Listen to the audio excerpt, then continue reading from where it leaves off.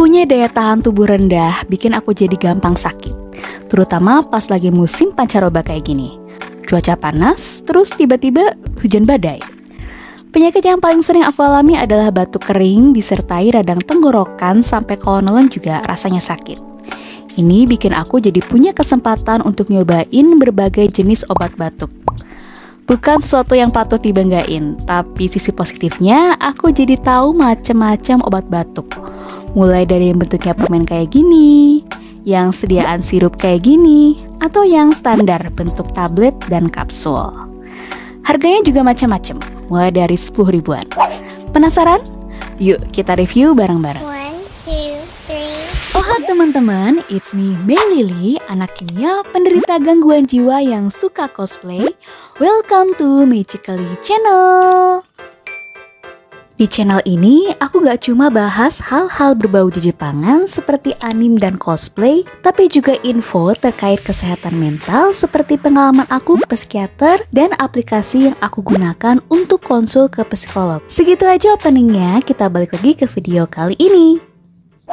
Oke, sebelum kita bahas obatnya, kita bakal bahas dulu yuk kenapa sih orang bisa batuk. Well, batuk sendiri merupakan tindakan refleks yang tujuannya untuk membersihkan tenggorokan dari lendir atau iritasi akibat benda asing. Ini standar mekanisme tubuh kita ketika saluran pernapasan tersumbat oleh lendir atau alergen dan partikel asing seperti asap atau debu. Jadi bisa dibilang batuk itu bukan penyakit, tapi cara tubuh kita memberi sinyal kalau ada yang nggak beres nih dalam tubuh kita. Makanya kalau kita menghirup asap dari bakaran sate misalnya, itu kan asapnya tebal banget ya. Kita bisa batuk-batuk.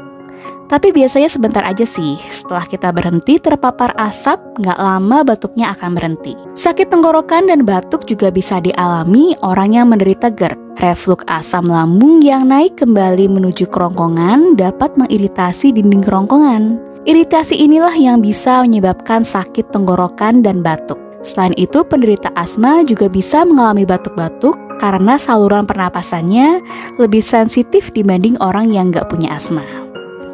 Tapi penyebab yang paling umum adalah infeksi saluran pernapasan seperti pilek atau flu.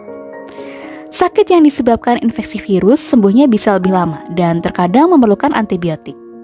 Obat pertama yang ingin aku review adalah Degirol. Pasti banyak nih yang suka sama Degirol, soalnya bentuknya tablet hisap dan bisa digunakan untuk anak mulai usia 10 tahun hingga dewasa. Kandungan utamanya adalah deguanilium chloride. Ini bersifat antiseptik yang bekerja dengan cara membunuh bakteri dan jamur penyebab infeksi ringan pada mulut dan tenggorokan. Obat ini masuk golongan obat yang bisa dibeli tanpa resep dokter. Tapi ini bukan obat yang boleh dikonsumsi untuk jangka panjang ya. Karena kalau lebih dari 1 minggu gejalanya nggak berhenti, artinya butuh penanganan lebih lanjut. Biasanya aku pakai obat ini saat tenggorokan aku nggak nyaman, kayak agak perih gitu, terus batuknya cuma sesekali aja. Tablet hisap ini ada perisa lemonia, jadi rasanya manis. Pas lagi ngemut, tenggorokan rasanya lega, nyaman, mengurangi rasa sakit tenggorokan. Rasanya juga enak, tapi setelah habis kadang malah jadi tambah batuk-batuk. Kalau setelah 3 hari gejalanya nggak membaik, biasanya aku beralih ke obat lain.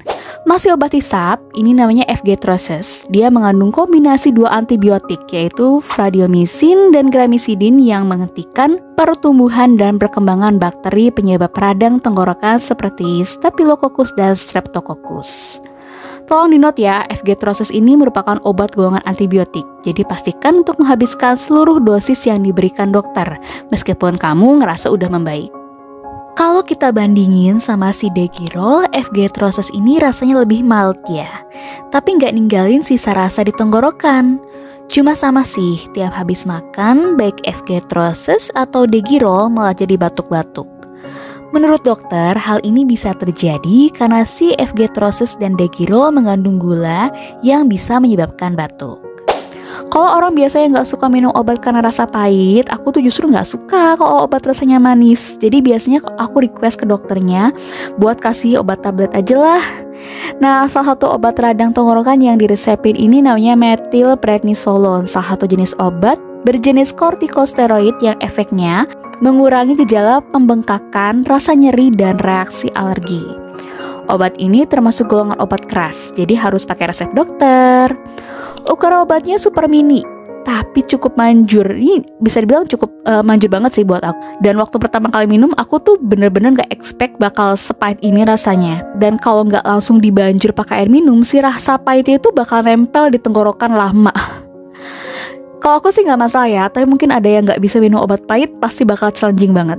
Seperti yang udah aku jelasin sebelumnya, kalau batuk itu adalah cara tubuh memberitahu adanya partikel asing atau alergen yang masuk ke saluran pernapasan kita. Nah, material asing tersebut akan diperangkap oleh lendir yang dihasilkan paru-paru atau kita mengenalnya sebagai dahak, yang nantinya dikeluarkan lewat mulut dengan cara batuk. Akibatnya kita akan mengalami batuk berdahak. Biasanya batuk seperti ini bisa diatasi dengan penggunaan ekspektoran yang tersedia dalam bentuk tablet, kapsul, sirup, dan suspensi. Jadi si ekspektoran ini bekerjanya dengan cara mengencerkan dahak yang menyumbat saluran pernapasan sehingga dahak lebih mudah dikeluarkan saat batuk. Dengan begitu nafas menjadi lebih lega dan batuk lebih cepat sembuh. Salah satu obat batuk jenis ekspektoran yang pernah aku coba dari Sanadril. Konsistensinya cukup kental, warna hijau. Baunya nggak terlalu nyengat, rasa mentolnya cukup dominan. Selama pakai obat ini aku ngerasa sih cocok ya, ngaruh banget ngurangin batuk. Tapi buat yang punya asam lambung, pastiin minumnya pas lagi makan karena bisa bikin lambung jadi nggak nyaman kalau diminum pas lambung isinya sedikit atau kosong. Perlu di note juga, obat ini bikin ngantuk dan reaksinya tuh cepat banget. Terus efeknya cukup lama. Aku pernah minum habis makan siang sekitar jam 12-an, itu paling 5 menitan langsung kerasa ngantuk berat yang bener-bener gak bisa ditahan gitu. Terus bangun-bangun udah jam 7 malam aja. Ini kayaknya sama obat tidur yang aku pakai aja kalah sih. Berasa nenggak obat bius asli. Jadi penasaran deh sama komposisinya. Komposisi pertama ada diphenhydramine HCl. Ini jenis antihistamin yang efeknya menurunkan reaksi alergi. Katanya obat ini juga memiliki efek hipnotis yang kuat yang membantu pasien untuk tidur untuk tujuan beristirahat. Pantesan efeknya kok agak familiar sama obat penenang yang aku dapat dari psikiater. Terus ada amonium klorida, ini sebagai ekspektoran alias yang bikin dahak encer. Ini cara kerjanya mengiritasi mukosa bronchial yang mempermudah pengeluaran dahak.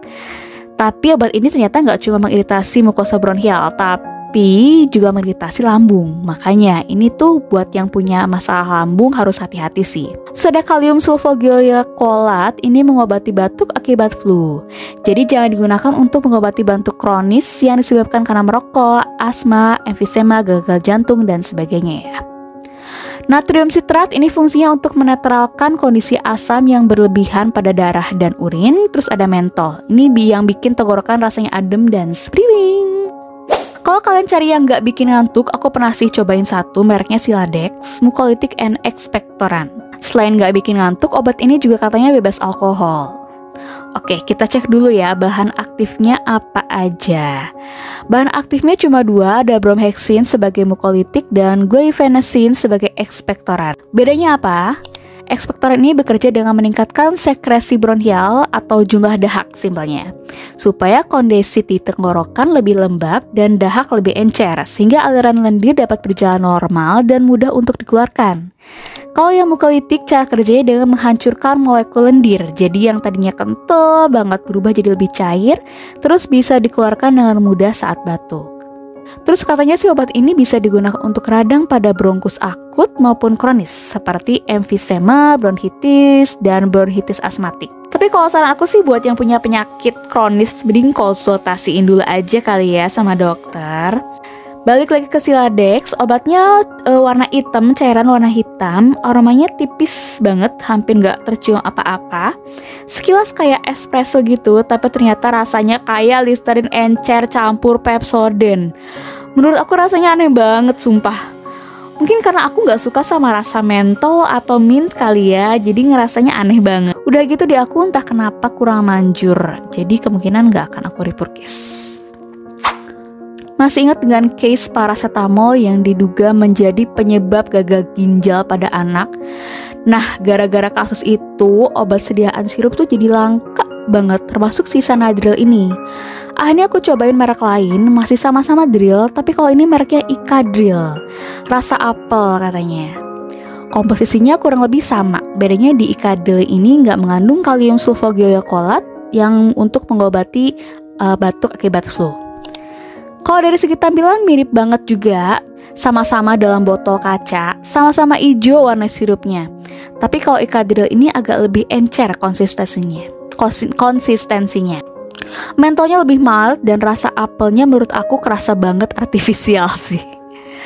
Efektivitasnya masih jauh lebih bagus daripada sisi latex, tapi masih lebih manjur daripada Senadryl. Oh ya, obat ini juga bikin kantuk, tapi baru kerasa sekitar 2-3 jam kemudian, dan efeknya nggak selama Senadryl. Selain ekspektoran, aku juga pernah coba obat batuk yang untuk batuk kering. Masih dari Senadryl, tapi yang ini DMP. Tutupnya warna merah, dan sirupnya warna oranye tua. Untuk yang DMP ini, bahan aktif yang paling bedain ada di dextronya. Fungsinya untuk menekan respon batuk dengan cara menghambat respon atau refleks batuk di otak. Kalau dari segi tekstur mirip lah sama kayak versi ekspektorannya. Tapi kalau dari aroma dia lebih powdery gitu. Freshnya masih ada, tapi ada aroma-aroma lain kecium. Cukup kenceng. Terus ini pas aku minum, ujung lidah aku tuh rasanya agak kebas. Gak ngerti kenapa, tapi gak lama rasa kebasnya hilang kok. Oh ya, obat ini juga bisa bikin ngantuk. Ini ngantuknya juga lumayan cepat efeknya. Ya, langsung berasa gitu. Tok lah pokoknya. Nah, obat-obatan yang aku sebutin tadi itu batuknya tanpa disertai gejala demam atau hidung tersumbat ya. Kalau kalian ngerasa meriang, sakit kepala, gejala-gejala mau flu lah, aku saranin pakai obat yang mengandung paracetamol karena fungsinya sebagai penurun demam dan pereda nyeri.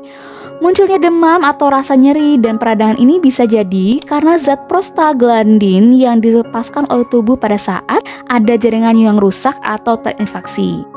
Nah, kalau kita minum si paracetamol ini, jumlah prostaglandinnya ini akan jadi sedikit. Jadi kita nggak ngerasa sakit lagi dan demamnya turun. Contoh obat batuk yang mengandung paracetamol misalnya Panadol, Borodrex, Mixagrip, dan masih banyak lagi ya. Ini bisa kamu beli secara bebas di apotik atau warung. Pastiin kalian pilih yang flu dan batuk ya, soalnya kalau yang original isinya cuma paracetamol, cuma untuk demam dan meriang. Tapi kalau yang flu dan batuk ada kandungan phenylephrine dan dextromethorphan yang fungsinya meredakan hidung tersumbat dan batuk tidak berdahak. Karena ada dextronya biasanya bakal ngantuk ya, bagus sih biar pada istirahat dan recovery. Cara minumnya biasa aja, ditaruh dulu di mulut terus minum air sampai obatnya masuk ke lambung. Rasanya nggak pahit kecuali dikunyah, pasti pahit sih. Nah, tadi itu untuk flu dan batuk tidak berdahak. Kalau berdahak aku pakainya stop cold. Nggak pernah nyobain yang lain sih, karena kalau minum ini nggak ngefek, berarti butuh penanganan lanjut dari dokter. Terus ini obatnya nggak pahit sama sekali, bentuknya persis kayak permen caca. Bahkan kalau dijilat rasanya agak manis. Selain obat, untuk mempercepat pemulihan, aku juga minum vitamin seperti vitamin D, vitamin C, dan juga imun booster. Untuk vitamin D-nya, aku pakai Pyridam D3 1000 IU, sedangkan vitamin C-nya ada Enervon C, multivitamin atau Zegavit. Yang Enervon C-nya ini mengandung vitamin C 500 mg, ada B1, B2, niacinamide, B6, B12, dan ada kalsiumnya. Kalau Zegavit dia lebih lengkap ya, dia udah ada vitamin I-nya meskipun cuma 30 IU. Terus vitamin C-nya lebih tinggi, vitamin B1 dan B2-nya ya lebih rendah, tapi niacinamide-nya dia 2 kali lipat lebih tinggi. Vitamin B6 dan B12-nya juga lebih tinggi. Dan gak cuma ada kalsiumnya, tapi juga udah ada asam folat dan zinc. Harganya emang jauh lebih mahal, si Zegavit ini 5 strip doang harganya bisa sampai 35.000. Kalau Enervon C maksimal 50 ribuan dia udah dapet sih, dan dapatnya 30 kapsul. Jauh banget kan harganya. Ya, dipilih aja sesuai dengan kebutuhan dan kemampuan. Sampai di sini dulu pembahasan kita kali ini. Kalau kalian suka dengan video ini, please like, comment, and share ke semua sosial media yang kalian punya, supaya teman-teman kalian tahu kalau ada video ini. Terus buat kalian yang belum subscribe, please subscribe dan jangan lupa nyalain lonceng notifikasinya supaya kamu gak ketinggalan kalau aku upload video baru. Terima kasih sudah menonton video kali ini, and see you!